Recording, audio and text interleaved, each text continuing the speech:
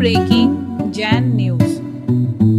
संत शिरोमणि परम पूज्य गुरुदेव आचार्य भगवान श्री विद्यासागर जी महाराज के समाधि मरण पर परम पूज्य आचार्य श्री को विनयाञ्जलि अर्पित करते हुए कानपुर में विराजमान आचार्य श्री के शिष्य परम पूज्य जैन मुनि श्री सुधा सागर जी महाराज ने दिया हृदय को छू लेने वाला उद्बोधन। लीजिए सुनिए। ना वो इतने भीतरागी होते, ना मैं उनसे आज राग करता। राग का कारण नहीं बन रहा है, उनकी भीतरागता राग का कारण बन रही है, उनकी आदर्शता राग का कारण बन रही है। वो इतने भीतरागी, इतने निरीह होकर के 50 साल में इतना बड़ा निर्माण कर दिया। इस कलयुग में एक जवान को धर्म की तरफ लाना, एक जवान को मंदिर की तरफ लाने में पसीना आ जाता है, जिन्होंने सैकड़ों जवानों के हाथ में ये पिछी और संयम का उपकरण दे दिया, बिना कहे बिना बोले, और आज भी पूर्ण करके नहीं गए। आज भी हजारों जवान आचार्य श्री बिना दीक्षा दिए छोड़ गए। इस युग में जवानों को धर्म की तरफ मोड़ देना, क्या उनकी स्थिति थी? कभी कहा नहीं, किसी शिष्य को अपनी तरफ आकर्षित किया नहीं, बल्कि कोई व्रत आदि लेने जाए तो उसको सुनते ही नहीं है 2-3 बार में। तो बार में जब गिड़गिड़ाता है, जब आचार्य श्री थोड़ा सा भी उसकी तरफ देख लेते हैं तो वो शिष्य अपने आप को भाग्यशाली मानता है। आचार्य श्री की आज पूरा दिन उन्हीं की ध्यान मुद्रा में, उनके अनेक उपकारों में झूल रहा हूं। प्रातःकाल लोगों ने कहा कि कुछ तो आप बोले। मैंने कहा मैं प्रातःकाल बोलने की स्थिति में नहीं था, मैं नहीं बोल पाऊंगा। मेरे अंदर जब उपकारी आता है, उपकारी भाव आता है, मैं दुखों से नहीं डरता, मैं दुश्मनों से नहीं डरता, लेकिन जब उपकारी के सामने जाता हूं या उपकारी का ध्यान करता हूं तो ये आंखें अपने आप भर आती हैं और मन रोमांचित हो जाता है। शरीर कितने उपकार कहें, कोई सीमा ही नहीं है, असीम है। कैसे उन्होंने मुझे, जो व्यक्ति गुणस्थान की परिभाषा नहीं जानता था, नमोकार का अर्थ नहीं आता था, आप अंदाज लगा सकते हैं कि पूज्य गुरुदेव ने हमारे लिए कितना पढ़ाया होगा, कितनी मेहनत की होगी। इस मूर्ख को इतना योग्य बना दिया कि आज तुम्हारे सामने बैठा है और तुम जो कुछ भी देखते हो सब मेरा नहीं है। जिज्ञासा समाधान मैं नहीं करता हूं, पूज्य आचार्य श्री का ज्ञान है। मैं तो मात्र एक साउंड के रूप में तुम्हें सुनाई पड़ता हूं। आवाज और संस्कार तो पूज्य गुरुदेव के। उनका एक एक चर्या, जल से भिन्न कमल कैसे रहते हैं, कैसे इतने बड़े संघ के प्रति इतने निरीह हो गए, इतने निरीह हो गए, कोई चिंता नहीं। संलेखना 3 दिन पहले नहीं, 15-20 दिन पहले उन्होंने संलेखना शुरू कर दी। एक ब्रह्मचारी जी हैं, वो आचार्य श्री की बहुत अच्छी तत्व चर्चा करते हैं। आचार्य श्री भी उनको अच्छा पसंद करते हैं, मतलब कहना चाहिए मुंह लगे हुए हैं, और वो खुली चर्चा करते हैं। हम लोग भी इतना साहस नहीं कर पाते चर्चा करने में जितना वो ब्रह्मचारी कर लेते हैं। 20-25 दिन पहले वो आचार्य श्री के पास, लगभग संभवतः 25-26 जनवरी की बात, आचार्य श्री के पास बैठकर उन्होंने समाधि की चर्चा सब छेड़ दी। उसी दिन उन ब्रह्मचारी के लिए आचार्य श्री ने इतना सब कुछ बता दिया कि अपन तो समझ रहे हैं कि अस्वस्थ हैं, अस्वस्थ नहीं थे, वो तो संलेखना में लीन थे। ब्रह्मचारी विनोद जी हैं, छतरपुर में, भिंड के रहते हैं, छतरपुर में रहते हैं। उनके सामने जो आचार्य श्री ने भावनाएं व्यक्त की, मैं सुनकर स्तब्ध रह गया। उनके सामने जो आचार्य श्री ने अपना निरीह वृत्ति प्रकट की, वो तो निर्मोही हो चुके, वो तो देह में भी विदेही हो चुके, वो तो संग में भी निस्संग हो चुके, वो तो सब कुछ त्याग चुके, यहां तक कि कर्तापन का भी त्याग कर दिया, कर्तृत्व पने का सब कुछ उन्होंने त्याग कर दिया। उनके सामने उनकी जो भावनाएं व्यक्त की और ब्रह्मचारी जी ने थोड़ा सा सुनाया, मैं आज स्मरण करता हूं कि इतने दिन पहले से चल रहा है। अपन चल रहे हैं कि वो बीमार हैं, नहीं, बीमारी के पहले ही या बीमारी शुरू होते ही उन्होंने संलेखना शुरू कर दी थी। उन्होंने स्पष्ट कहा, मेरी संलेखना जारी है, घोषणा करके संलेखना नहीं करूंगा, मैं खुद आत्मा की साक्षी मान करके संलेखना करूंगा। और मैंने कर दी है। उन्होंने कहा, संलेखना आपने कर दी, हम लोगों को मालूम नहीं है। बोले, आत्मा की जो परिणति है वह सबसे कह करके नहीं की जाती, वो तो अंतर चेतना से करे। सब छोड़ चुके थे वो। उन ब्रह्मचारी से क्या क्या कहा हमें पूरा पता नहीं, सब छोड़ चुके थे। पूरी जागरूकता थी ना उनको पद से, वो पद भी छोड़ चुके थे, वो सब कुछ छोड़ करके। और उस ब्रह्मचारी ने आचार्य श्री की अंदर की बात है पूछ करके और एक इतना बड़ा उपकार किया कि अपन समझ रहे हैं कि आचार्य श्री अस्वस्थ हैं, उनको निरोग करने के लिए अपन माला जाप दे रहे हैं, वो तो संलेखना धारण करके समाधिस्थ की स्थिति बनाए हुए हैं। अंतर चेतना, बोलना, बालना, बात करना, शरीर में व्याधि बनी रही। आत्मा आदि व्याधि और उपाधि से परे होकर के आत्मचिंतन। पूज्य गुरुदेव ने समय सार नहीं लिखा, क्योंकि वे खुद समय सार हैं, थे नहीं कहूंगा। आचार्य श्री आगम के सृष्टा नहीं हैं, वे स्वयं आगम हैं। उनका सोच, उनकी क्रिया, उनकी चर्या, आगम पढ़ने की जरूरत नहीं है। पूज्य आचार्य महाराज को जो देख लेता था, समझ लेता था, यही आगम है और आगम ऐसा ही है। और किताबें उठा करके जब देखते हैं तो उनकी चर्या में और आगम में कोई अंतर नहीं, उनकी कथनी और करनी में कोई अंतर नहीं। ऐसे पूज्य गुरुदेव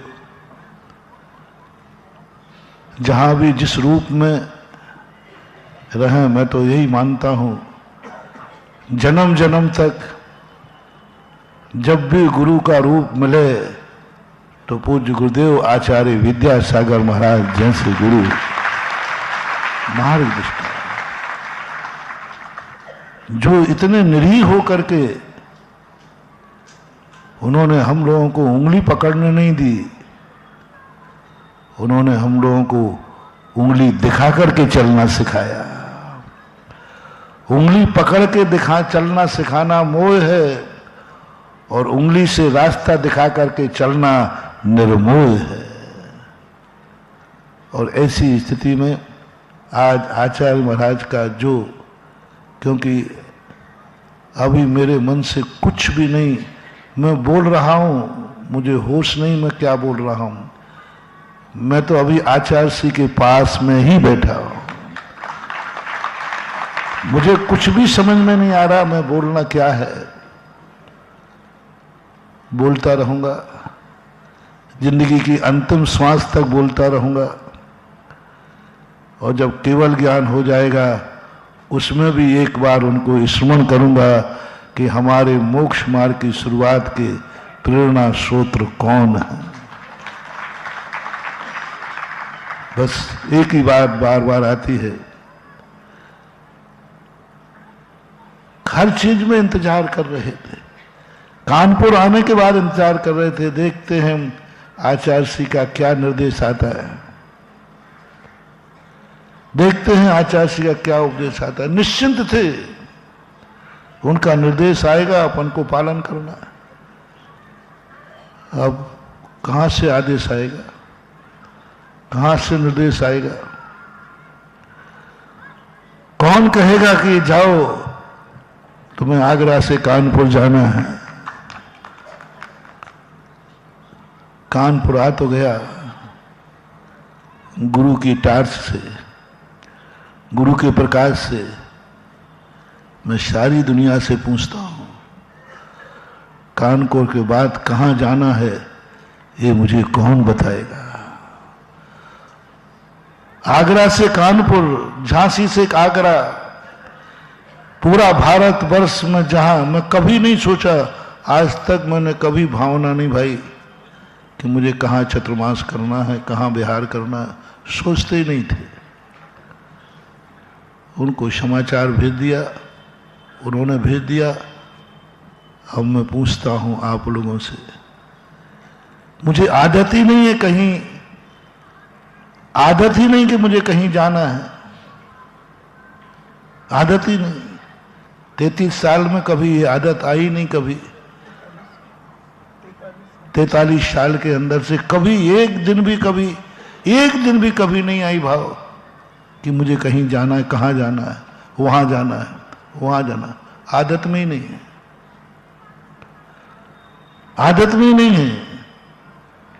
सोचने ही बंद कर दिया। आचार्य श्री आए, उन्होंने कह दिया, समाचार आए, चल दिया। अब मैं दुनिया से पूछता हूं, आगरा से कानपुर तो आ गया, कानपुर से कहां जाऊंगा? कौन कहेगा?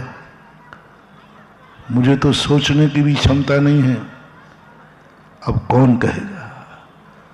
पर दिन भर से यही सोच रहा हूं कि आगरा से, कानपुर से बिहार कैसे? आगरा में तो बैठा था, आचार्य श्री का आदेश आ जाएगा, बिहार कर लेंगे। अब यहां से बिहार कैसे होगा? कौन कराएगा? कौन आदेश देगा? किसमें उसकी दूरदृष्टि है? मुझे नहीं दिखता कि दुनिया में कोई दूसरी कोई आत्मा है जो हमारा पथ प्रदर्शन कर सकेगी। कौन है ऐसा? क्योंकि उपकारी के अंदर जो भावना होती है, एनर्जी होती है, उससे ताकत आती है। जब गुरु के द्वारा कोई आदेश मिलता है, असमर्थ भी समर्थ हो जाता है। जब रामटेक में पहुंचा, आचार्य महाराज से कहा, महाराज जी इतने सालों के बाद आपके पास आने को मिला और आपने कोई सोचा ही नहीं कि मेरी क्या हाल और क्या दशा है। तो आचार्य ने कहा, सोचने की जरूरत नहीं, पतंग कितनी ही ऊंची उड़ती जाए, डोरी तो मेरे हाथ में थी, तुम कहां उड़ के जाते? वो स्मरण आते कितनी सरलता से। बोले पतंग को भी चिंता करने की जरूरत नहीं है, और गुरु को भी चिंता करने की जरूरत नहीं है, क्योंकि पतंग कितने भी ऊंची उठेगी, डोरी तो तू कहीं बाहर नहीं था, मैं तुझे उड़ा करके आनंद ले रहा था और तू उड़ने में आनंद ले रहा था। गुरु के पास डोरी थी। अब बिना डोरी की पतंग उड़ाने वाले जानो, गुरु डोरी समान। एक शब्द में आज वो शब्द गूंज रहा था रामटेक का। गुरु ने कहा था, चिंता मत कर, डोरी मेरे हाथ में है, कहीं कुछ नहीं होने वाला। अब कैसे कहूं गुरु महाराज, डोरी आपके हाथ में है। ये सारी स्थितियों के, इन सारे प्रश्नों के हर दिन आप प्रश्न करते थे, मैं समाधान करता था। आज मेरे ही इतने प्रश्न हैं कि उनके समाधान ढूंढने के लिए शायद मुझे कितना समय, कितनी जिंदगी लग जाए। मैं गुरु ने जो कुछ जिंदगी जी, गुरु ने जो अपना अंतिम, जो निरीह वृत्ति से अपने जीवन का उपसंहार किया, उससे मैं बहुत अपने आप में बहुत रोमांचित हूं। लेकिन जो आलम्बन भूत हमारी शक्तियां थीं, जब महावीर स्वामी के निर्माण के बाद गणधर परमिष्ठी जैसे अपने आप को असहाय महसूस करने लगे, तो मैं तो बहुत छोटा साधु हूं, मैं भी गुरु के बिना अपने आप को असहाय महसूस करता हूं। गुरुदेव संबल दो, पथ दो, पाथरे दो, जिससे मैं भी एक दिन जीवन को अंतिम समाधि का रूप लेकर, एक बहुत अच्छी संलेखना का रूप लेकर, शरीर को, मन को और कषायों को क्रश करके एक चैतन्य आत्म स्वरूप में परिणत हो जाऊं। बस मैं कह रहा हूं, मेरे पास दो स्थानों पर मेरे शब्द कम पड़ते हैं। आपको मालूम है, मेरे पास घड़ी कम पड़ती है, प्रवचन कम नहीं पड़ता है। लेकिन चाहे गुरु का याद आ जाए, चाहे गुरु सामने हो, मेरे शब्द ही नहीं बनते, निकलते ही नहीं।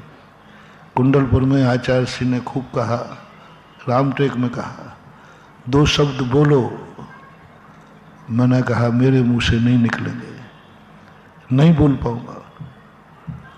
और आज तो उस दशा में पूज्यवर प्राप्त हुए हैं कि कुछ समझ में नहीं आ रहा है। जितना आया मैंने बोल दिया। गुणानुवाद के लिए कभी और मन प्रशस्त होने के बाद गुणानुवाद गाथा गाता रहूंगा। उनके गुण अपरंपार हैं। आज सारे जगत को यही संदेशा है कि आचार्य श्री महसूस करो उनके दुनिया में रहने से क्या क्या किसको मिला। आज श्रमण संस्कृति की जो आदर्श था, आज 50-60 साल से जो भारत देश जैन समाज मुनि भक्त गर्दन उठा के जी रहे थे, हमारे गुरु विद्यासागर महाराज हैं। आज सारे जगत को यही संदेशा है कि आचार्य श्री महसूस करो उनके दुनिया में रहने से क्या क्या किसको मिला।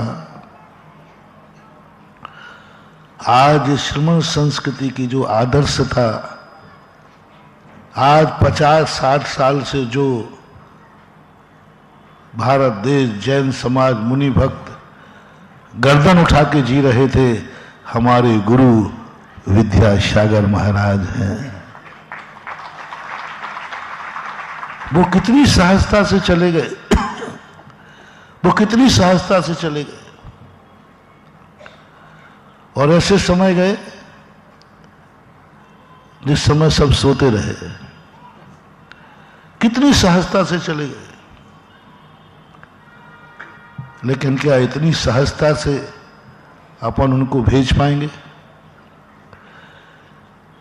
जितने निर्मोही बनकर वो चले गए, क्या इतनी सरलता से, सहजता से अपन भेज पाएंगे?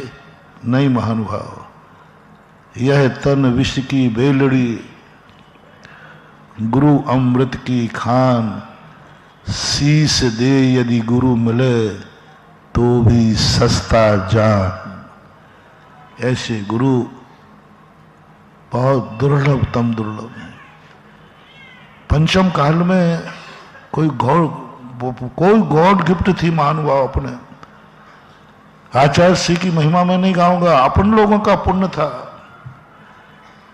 अपन ऐसे युग में जन्मे, बहुत पुण्य लेकर अपन लोग आए थे, जो पंचम काल में ऐसे गुरुदेव मिले। बहुत, आप भी और हम भी। हमने तो बहुत बहुत ना जाने कितना पुण्य किया होगा जन्म जन्म तक, जो मुझे ऐसे गुरु मिले और उन्होंने शिक्षा दी, दीक्षा दी, सब कुछ दिया। बहुत दुर्लभतम दुर्लभ होता है। बस यह दुर्लभता एक अपनी जिंदगी में एक ऐसी निधि बन के रह जाए, यही भावना भा रहा हूँ। गुरुदेव, जिस भावना से आपने मेरे मस्तक पर आशीर्वाद दिया, आज जो तुम कुंडलकीय की घटना को स्मृति दिलाकर आशीर्वाद देके मुझे गए हैं, बस सदा मैं आपको नमोस्तु करता रहूं, सदा मुझे आशीर्वाद देते रहें।